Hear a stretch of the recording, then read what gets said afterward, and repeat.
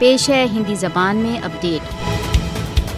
بھارت اپنے NIA تथा ED جیسے 48 संगठनों का कश्मीरियों के दमन के शस्त्र के रूप में प्रयोग कर रहा है। NIA तथा ED जैसे भयंकर संगठनों ने गत कुछ सप्ताहों में घाटी के विभिन्न स्थानों पर छापे मारे। भारत द्वारा अवैध रूप से अधिकृत जम्मू कश्मीर में इस समय मारे जा रहे छापे स्वतंत्रता की आवाज को मौन करने की एक प्रतिशोधी कार्रवाई है। NIA तथा ED जैसे संगठन भारत द्वारा अवैध रूप से अधिकृत जम्मू कश्मीर में हुर्रियत नेताओं, मानवाधिकार कारकुनों, पत्रकारों, यहाँ तक के सामान्य जनता के घरों पर छापे मार रहे हैं। NIA जैसे संगठन का लक्ष्य उन लोगों को भयभीत करना है जो भारतीय जनता पार्टी की नीति पर चलने से इनकार करते हैं। स्वतंत्रता प्रेमी कश्मीरियों को उनके संकल्प को भंग करने के लिए झूठे मुकाबलों में फंसाने का प्रयत्न किया जाता है। कश्मीरियों को किसी अन्य कारण से नहीं वरन उनके राजनीतिक विश्वासों के लिए जेलों में फेंका जाता है। 5 अगस्त 2019 के पश्चात से सहस्त्रों कश्मीरियों को